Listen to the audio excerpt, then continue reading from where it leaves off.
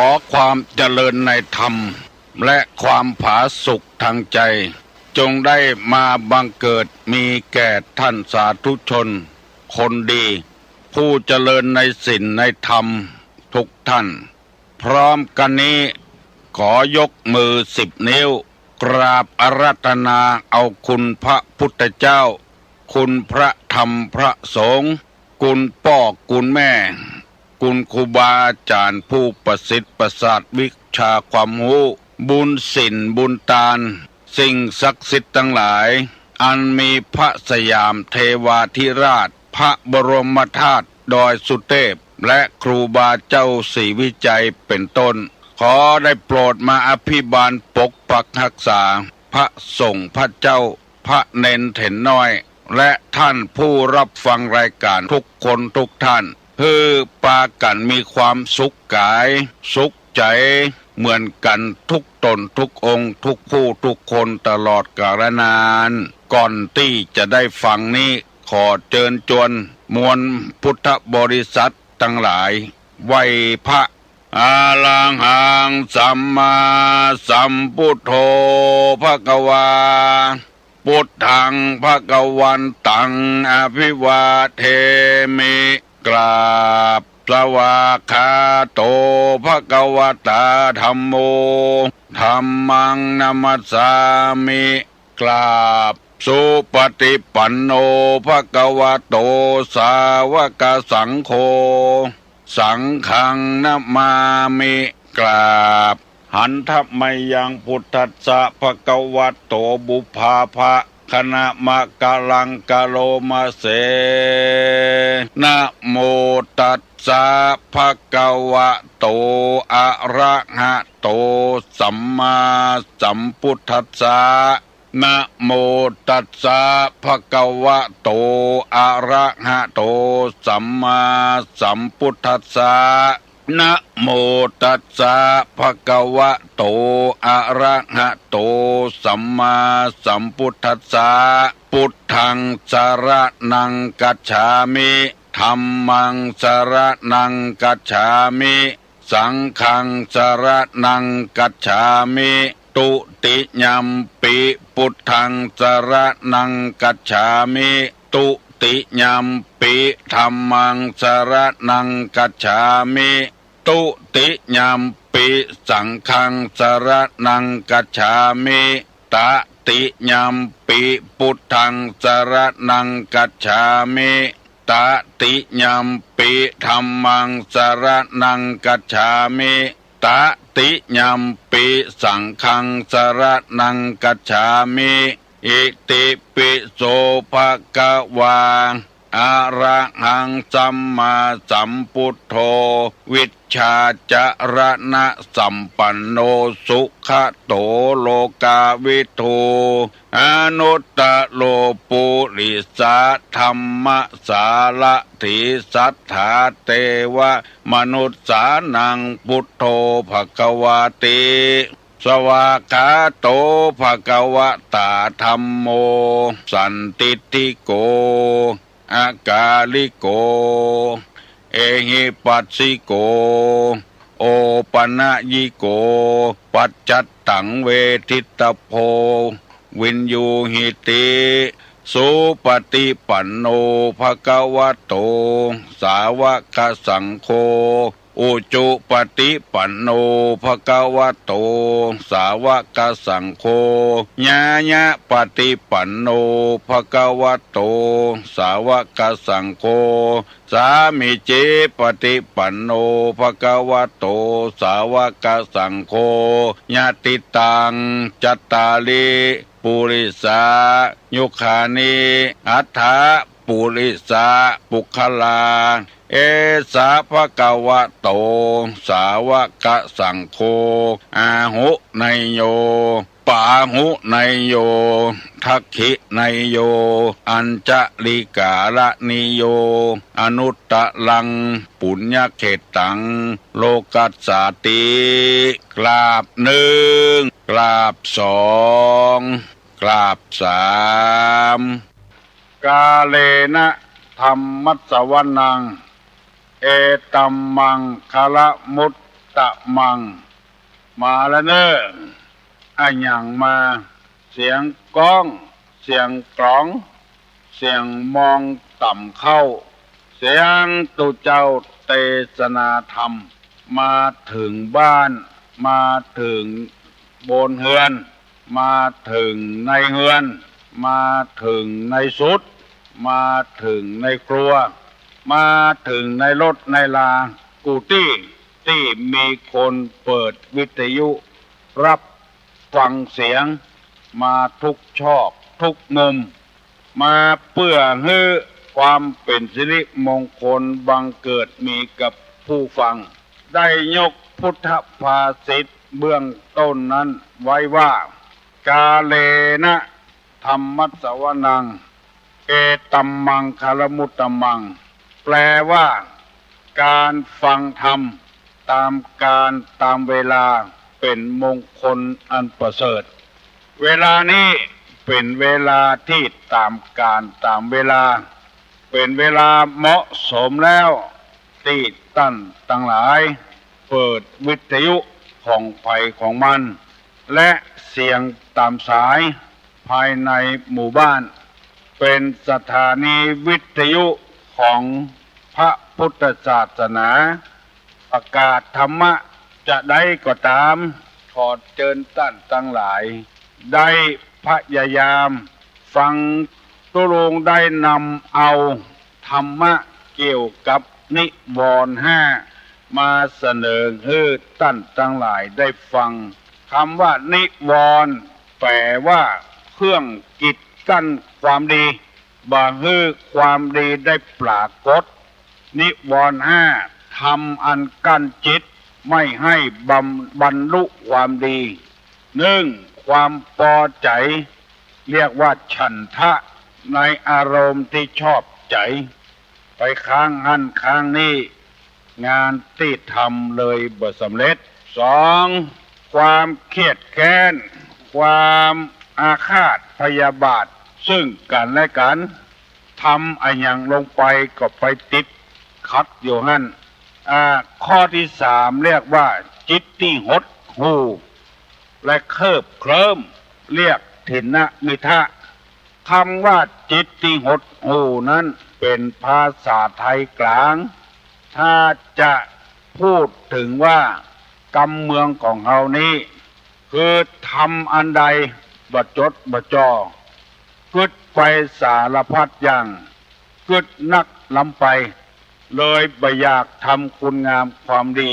พอไผ่ติเตียนน้อยเดียวก็จะโคตรจะเกียดจะย่างบ่มีความอุตสาหะวิริยะไปติดอยู่กรรมที่คนติเตียนปากแห้งปากกาต่างๆท่านผู้ฟังทั้งหลายจิตชนิดนี้เรียกว่าจิตที่หดหู่บักใครเนี่ยบักใครทำอันใดเพราะมีสิ่งเหล่านี้เป็นอุปสรรคมาคัดขวางเกิ้งคุณงามความดีผู้ที่ทำความดีสำเร็จเพิ่นบะฟังกำไผบะฟังกำติเตียนนินทาหันว่าสิ่งที่จะทำนั้นเป็นสิ่งที่ดีมีประโยชน์ทั้งตัวเองครอบครัวและพี่น้องเพื่อนบ้านใกล้เฮือนเคียงตลอดถึงประเทศชาติบ้านเมืองทำไปอยู่เรื่อยๆนานไปผลสำเร็จก็จะเกิดขึ้นบอกว่าภัยคนใดคนหนึ่งเพราะฉะนั้นคือพิจารณาเหี่ยก่อนว่ามันเป็นความจริงที่เขาคัดขวางเอาแต่กาถ้ามันเป็นความจริงสิ่งเหล่านั้นก็จะบดีถ้ามันไม่เป็นความจริงพุทธศาสนาสอนว่าอย่าไปยุดอยู่จะไปเคิบเคิม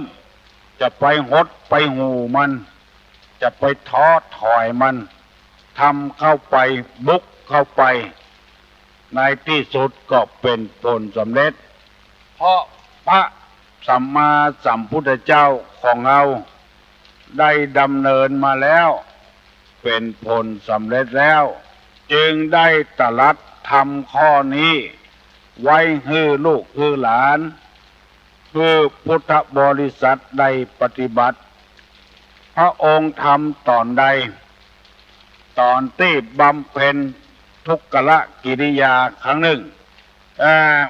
มีพญามารมาผจญทีแรกก็ส่งธิดามารเนี่ยก่อนคือลูกสาวของพญามารมาเกิดมาเกิ้งความดีของพระองค์เป็นต้นว่านางตัณหานางราคานางอรดี3 คนนี้มาฟ้อนมาลำมาเปิดเนื้อเปิดตัวให้พระพุทธเจ้าได้ทอดพระเนตรได้หันคำว่าตัณหาก็คือความอยากความใคร่ในกามต่างๆเป็นต้นว่าตาหันหูปหูได้ยินเสียงตาหันหูปฟ้อนลำหูได้ยินเสียงขับร้องดนตรีพระองค์ก็บติดลุล่วงมาจนนางราคาคือราคะความกำนัดความพอใจรักใคร่ที่จะไปเสวยราชสมบัติเมืองกบิลพัสดุพระองค์ก็เอาชนะจนได้นางอรดีอรติคือความเครียดต่างๆเก็บใส่ในอกในใจเก็บใส่มันสมองวันค่ำคืนหุ่งกินก็บ่ได้กินดีนอนก็บ่ได้นอนดีเมากึดความเครียดว่ายอมป่งสักเตื้อถ้าพิษใจอันยังก็เก็บไว้ตรงอันเปิ้นบอกว่าในธรรมบอกว่ามีตุเจ้าเดินธุดงค์2 องค์แล้วเวลาเดินนั้นไปปะใส่แม่หญิงคนหนึ่งกำลังจมลงน้ำจะตายแล้วตุเจ้าตนหนึ่งก็ลงไปเอาแม่หญิงคนนั้นขึ้นมาฝั่งมาทำพิธีกรรมต่างๆเป็นต้นว่ากดต้องกาหลั่งน้ำออกกาจนนางคนนั้นหายใจดีขึ้นมาแล้วก็ปล่อยให้นางกลับบ้านองค์หนึ่งยืนพอบดายแถมองค์หนึ่งช่วยเหลือคนพอไปสักหน่อยตนที่บ่ได้ช่วยเหลือนั้นบอกว่าผมบ่อยากตวยท่านแล้วเพราะท่านอาบัติไอ้หยังไปช่วยแม่ยิงที่ตกน้ำเอาขึ้นมาไปแตะต้องเนื้อแม่ยิงตัวเจ้าตนที่เอาแม่ยิงออกน้ำถามว่าไผแน่เป็นคนที่อาบัติหนักผมสะแม่ยิงไว้วันนั้นเวลานั้นผมก็ยุดแล้วผมไม่ได้กึดหามันเพราะได้ช่วยชีวิตคนท่านนั่นแหละเป็นคนโง่คนง่าวที่สุดยังเอามากึดอยู่เต้าฮอดบเดียวไผจะแน่หรือไผอันนี้เป็นตัวอย่างเมื่อมันแล้วก็แล้วไปถมน้ำลายลงดินแล้วปิกเอามากินอย่างเก่ามันบล้ำแล้วสิ่งที่แล้วก็แล้วไปอย่าไปเอามากึดปงมันเหียรถปงมันเหียคือมันแล้วไปเหียเอาแถมไม่เอาอันดีๆเข้าใส่เอาน้ำดีๆไล่น้ำเน่าออกแล้วชีวิตเราจะได้ง่วนอกง่วนใจต่อไปจะได้มีใจใคร่ทำงานต่อไปการทำอันใดที่มีจิตใจหดหู่และเคลิบเคลิ้มอยู่บ่สำเร็จสักเตื้ออ้างวันอ้างคืนเมื่อใดจะเมื่อใดจะทำเพราะฉะนั้นจึงขอนำมาเสนอพี่น้องทั้งหลายสิ่งที่เราทำไปนั้นมันบ่เดือดร้อนเฮาบ่เดือดร้อนครอบครัวบ่เดือดร้อนประเทศชาติบ้านเมืองทำไปเถอะมันตึงสำเร็จพระพุทธเจ้าชนะมารชนะหมู่มารทั้งหลาย ก็เพราะว่าทำให้พระองค์จิตใจหดหู่เคลิบเคลิ้มพระองค์ได้ธรรมะข้อนี้มาพระองค์จึงเอามาเผยแพร่ให้แก่เจ้าโลกเจ้าบ้านเจ้าเมืองทั้งหลายจนกระทั่งหมู่เฮาบัดนี้เวลาที่ท่านจะทำทั้งหลายในขณะนี้คนที่ทำอย่างบ่สำเร็จเพราะจิตใจหดหู่ไปฟังกรรมใต้กรรมเหนือซึ่งคนที่ว่านั้นบ่ใจบัณฑิตบ่ใจนักปราชญ์บ่ใจผู้หูคนปากบดีทั้งหลายที่ไผ่ไปก็หูว่าตัวเองหูไปหูแต่เรื่องของคนอื่นตัวแน่มอกใดดีมอกใดบ่ได้เอาไปคิดแล้วเอาเรื่องของคนอื่นมาวิพากษ์มาวิจารณ์เป็นความสนุกเพลิดเพลินของตัวเองละอ่อนตี้แข่งเวลาแข่งกีฬาซ้อมอยู่ตึงวันจิตใจบ่หดหู่บ่เคลิบเคลิ้มบ่หลงไหลกับการเอี่ยวละอ่อนเฮียนสำเร็จเพราะเหตุว่าเอาจิตใจจดจ่อในสิ่งนั้นบ่ฟังกรรมใต้บ่คำฟังเหนือท่านสาธุชนพี่น้องทั้งหลายคือแปลงจิตแปลงใจทำไมปฏิบัติตามหลักธรรมคำสอนของพระสัมมาสัมพุทธเจ้าเพิ่นเล่าว่ามีทหารหัวหน้าทหารคนหนึ่งไปรบเมื่อใดก็การวันหนึ่ง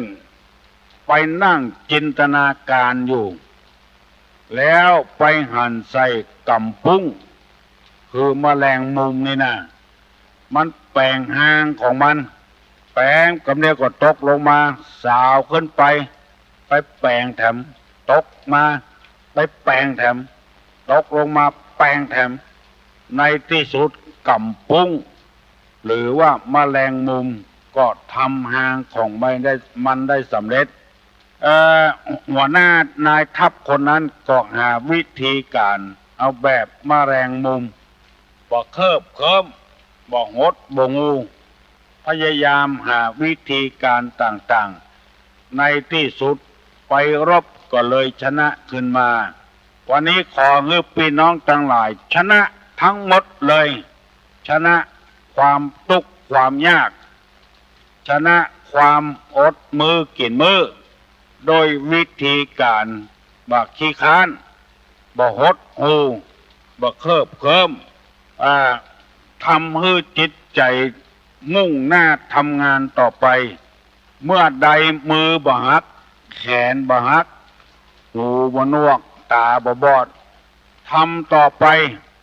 เรียนหนังสือไปเรื่อยๆบางทีเฮาหน้าเสียใจนักเรียนมีเน้นก็มีตุเจ้าก็มีปีนั้นเรียนใบเรียนบอดแล้วสอบตกเลยคลายจากความเพียรจิตใจหดหู่เคลิบเคลิ้มเลยบ่เรียนต่อไปสักกรรมสอบบ่เรียนสักอย่างเอาเข้าศึกหาลาเพศไปติดเหล้าติดยาหายเหลือเก่าลาไปตายตกน้ำเมียก็มีเพราะว่าจิตใจหดหู่และเคลิบเคลิ้มวันเวลาบัดใจของไผบัดใจของเฮาบัดใจของเปิ้นยังเปิดโอกาสให้อยู่สอบตกแล้วเปิ้นยังเปิดโอกาสให้เรียนให้สอบได้แถมอยู่อย่าไปหดหู่มันทำจิตใจเข้มแข็งขึ้นบ่มีไผแล้วในโลกนี้บ่มีเทวบุตรเทวดาตนใดที่จะมาช่วยเหลือเฮาคือทำงานได้สำเร็จคือตัวเฮานั่นเองพยายามถ้าตัวเฮาบ่ทำตัวเฮาบ่ช่วยตัวเฮาแล้วจะบ่มีเทวบุตรเทวดาตนใดมาช่วยพ่อแม่ช่วยได้เป็นบางครั้งบางคราวเท่านั้น ส่วนมากจะเป็นตัวเฮาเฮ้ยจ้อยตัวเฮาครูบาอาจารย์เพียงแต่แนะนำพร่ำสอนสิ่งที่เฮาบ่ฮู้คือเกิดความรู้ขึ้นบัดครูบาอาจารย์บ่ได้จ้อยตัวเฮาให้สอบได้พ่อแม่บ่ได้จ้อยให้เฮาเป็นคนร่ำรวยเศรษฐีมหาเศรษฐีตุลงนำมาเสนอตุลงก็บ่ได้จ้อยไผเพียงแต่นำมาเสนอเมื่อได้ยินแล้วเฮาเอาไปจ้อยตัวเก่า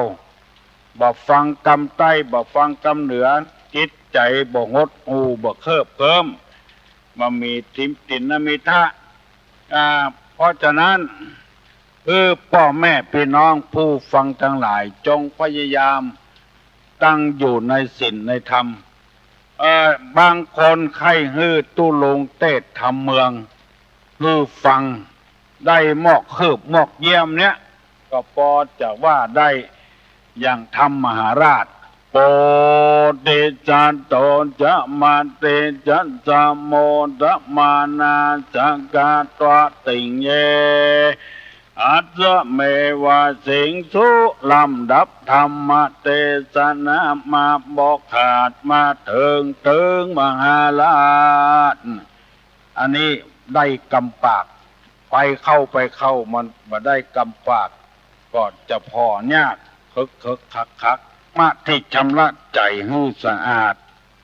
ถ้าบ่มีอย่างแล้วตุลุงจะย่างก่อนเนอจะปั่นปอนเนอ